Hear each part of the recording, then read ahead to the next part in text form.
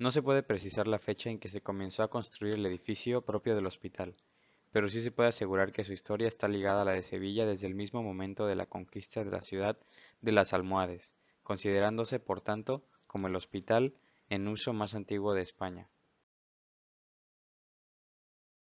Sus primeras obras quedan indefinidas debido a la falta de registro existente, y también por las numerosas obras de reforma que ha sufrido el conjunto, sobre todo el edificio del hospital.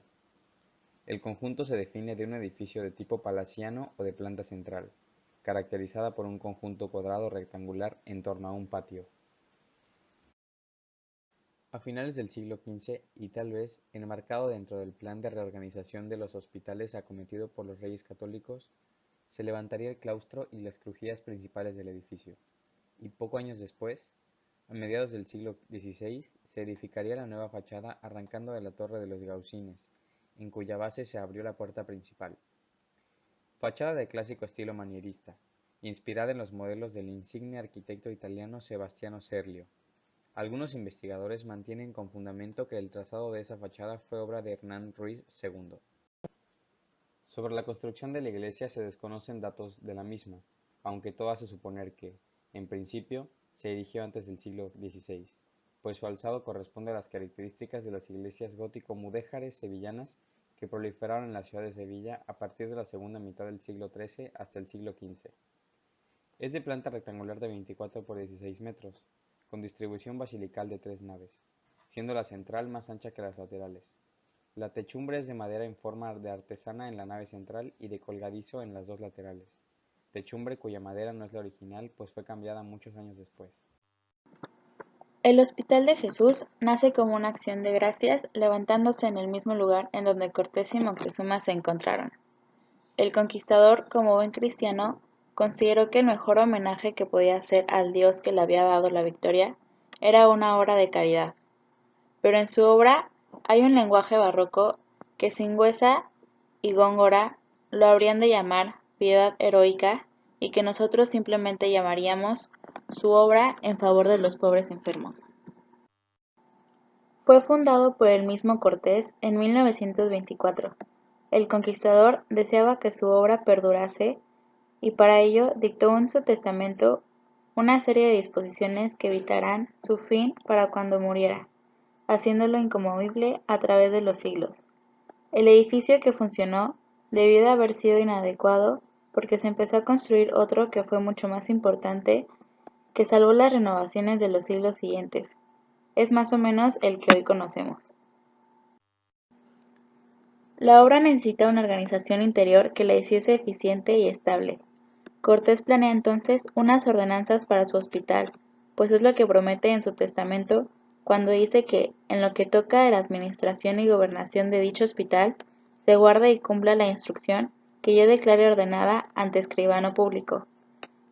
Quiere que el hospital sea en todo obra suya, por esto solo admite que en defecto de sus disposiciones se siga la forma y manera de administración que se guarda en el hospital.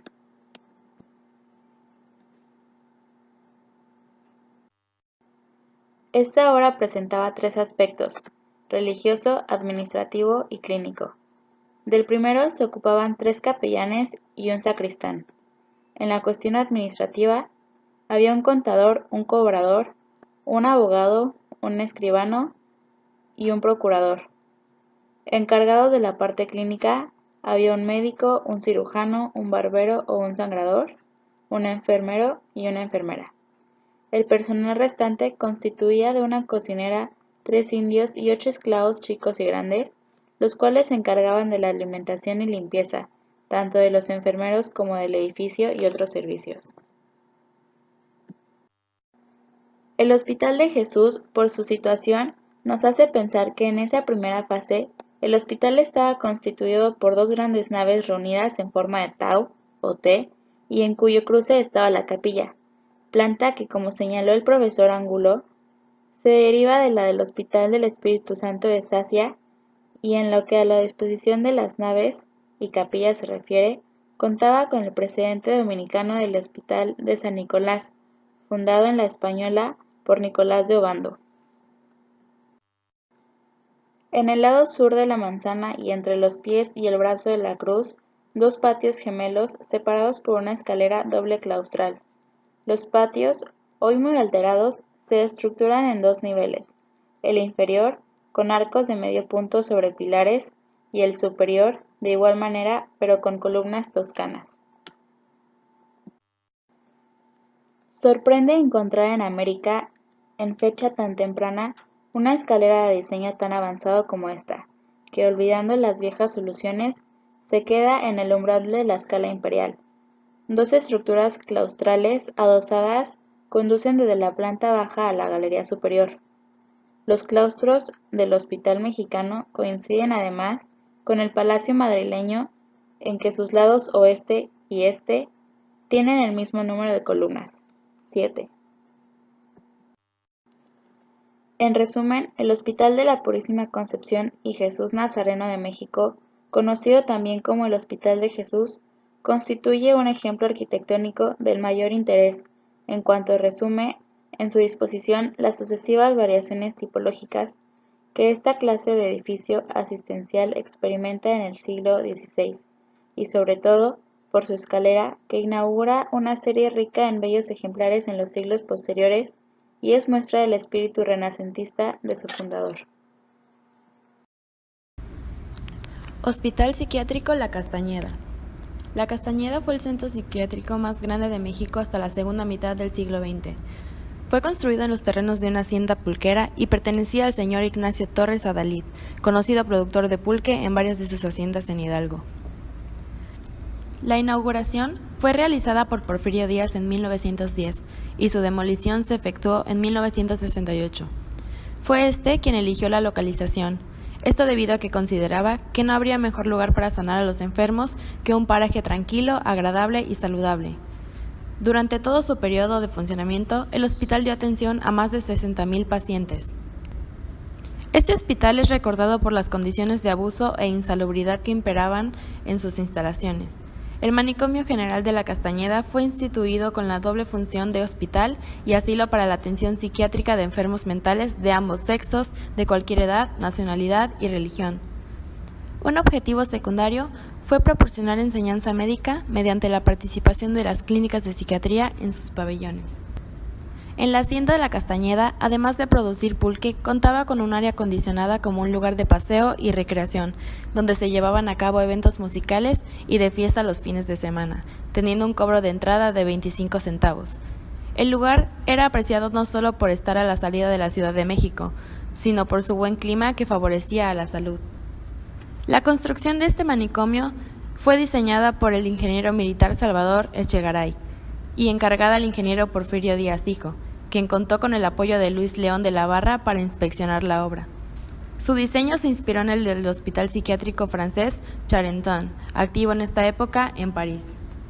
La edificación de estilo francés y construido siguiendo la típica arquitectura porfiriana entró en funcionamiento y a lo largo de su vida fue objeto de alabanzas debido a su belleza.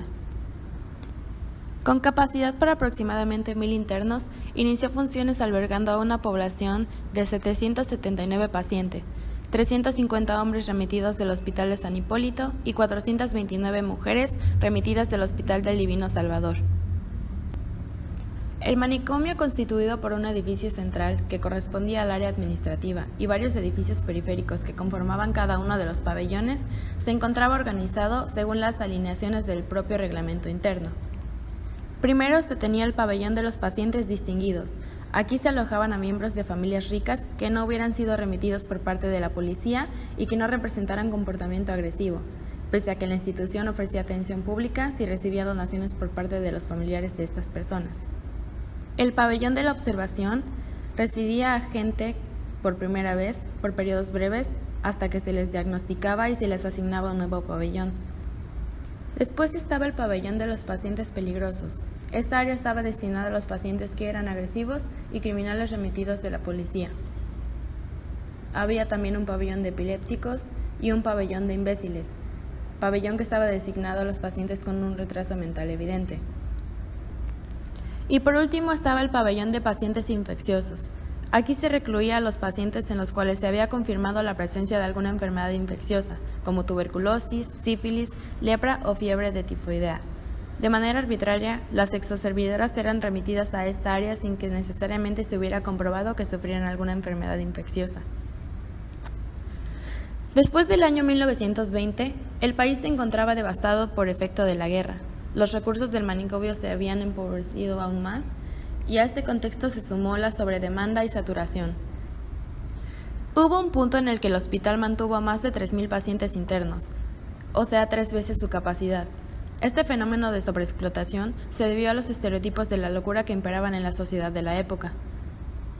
Los pacientes mentales eran víctimas de discriminación y abandono. Así tenemos que eran los propios familiares quienes recluían a sus parientes aquejados.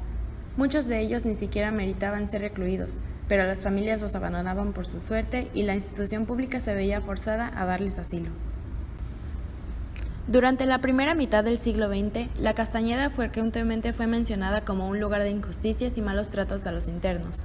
En 1968, se decidió cerrar el lugar y reubicar a los pacientes en diferentes hospitales psiquiátricos modernos de México. Actualmente, en el lugar que ocupaba el manicomio La Castañeda, hoy se encuentra una sucursal de Walmart, un centro deportivo y unidades habitacionales. Hospital de San Pedro, Puebla. El historiador Pablo Fernández Echeverría señala que su fundación fue en 1544, aunque es posible que, de acuerdo con información proporcionada por el eminente fisiólogo e historiador José Joaquín Izquierdo, que sus antecedentes se remontan años atrás. Escribe al respecto. Cuando Fray Julián Garces murió en España en 1542, sustituyó por su heredero al hospital que había dejado fundado en Puebla de Los Ángeles. Posteriormente, cuando el Cabildo Eclesiástico recibió la cédula real de 6 de junio de 1543, que autorizaba el solicitado traslado de la sede episcopal tlaxcaltense al sitio escogido para la Nueva Puebla, quedó formalizada la creación del Real Hospital de San Pedro. El edificio de planta claustro, con un área pública central y pasillos alrededor, cumplía su función, que era el tratamiento de enfermedades de indios y mestizos. En el área central se exhibían las columnas circulares y los arcos de medio punto.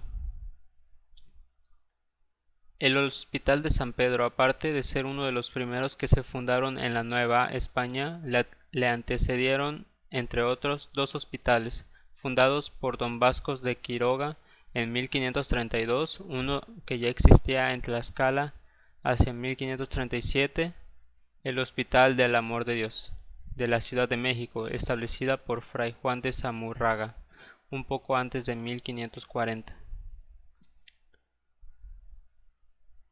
Hospital Real de los Indios de la Ciudad de México. Fue fundado por el señor obispo don Sebastián Ramírez de Funleal por los años de 1531 a 34. Fue ubicado a espaldas del convento de San Francisco y contiguo al Real Colegio de Niños Estudiantes de San Juan de Letrán. Al norte de él corría un canal, lo que lo hacía un lugar muy fresco. El hospital tenía un camposanto adjunto, hacia el poniente, de gran extensión, de aproximadamente 200 metros por 80 de ancho. También había en el terreno una iglesia y sacristía, como era tradición en la Nueva España. Para la asistencia de los pacientes, el hospital contaba con una botica y las correspondientes oficinas que se comunicaban con el interior del edificio. Tenía 8 salas de enfermería de bastante capacidad, pues algunas se extendían hasta 8 metros. Otras separadas para los enfermos de hidrofobia y otras especiales destinadas para convalecientes. También contaba con cocina, despensa y roperías, una para guardarla limpia y una nueva del hospital y para otra de los enfermos. 2 baños, uno que llamaban de placer y otro temazcalli, de vapor. Viviendas para los capellanes, cirujanos segundos, practicantes, proveedor, portero, cocina y demás sirvientes, y las oficinas de administración, médicos y cirujanos. En el patio del hospital se construyó un teatro de madera, en mira de que aumentaran las rentas, para que los enfermos tuvieran todo lo necesario. Pero cuando empezaba a tener ganancias, el teatro fue consumido por un incendio debido al descuido de la servidumbre, y se dañó parte de la construcción del hospital. La reedificación del hospital después de este incendio duró 5 años y fue pagada por Felipe V, actual rey de España. Terminada la obra de restauración del hospital, se reconstruyó también el teatro, igualmente de madera. El edificio presentaba un interés muy relativo, el exterior era tan común y corriente que, a no ser por la portada y el cubo mismo del zaguán, nadie advertiría pasando por la calle que se trataba de una construcción colonial. Los comercios que invadían a la planta baja, los sencillos balcones con los marcos de cantería y la cornisa que remataban los 2 pisos altos no tenían carácter alguno de antigüedad, a diferencia de la fachada frontal que abarcaba la entrada y el balcón de arriba, en el primer piso. Se componía de pilastras entableradas y contrapilastras de orden dórico. La entrada era un arco de 3 centros que arrancaba de los capiteles de las jambas, también entableradas. La doble crujía del lado de la calle de San Juan de Letrán, atravesada por la entrada, formaba una especie de túnel oscuro a la mitad, del cual en un arco se encontraba la inscripción fechada en 1754. El patio, aunque muy alterado en la fecha de la demolición, tenía aún sus antiguos arcos, 5 por lado, de 3 centros poco peraltados, que arrancaban de pilares dóricos. Tanto estos como los arcos eran de cantería. Gracias a los planos del antiguo hospital que se conservan en el Archivo de Indias de Sevilla, podemos saber cómo era la distribución que tenía el hospital a mediados del siglo XVIII. Un siglo después, por falta de rentas y a causa de poca vigilancia de los directores, el establecimiento fue decayendo poco a poco, quedando suprimido definitivamente el 21 de febrero de 1822. Actualmente únicamente la iglesia subsiste en pie.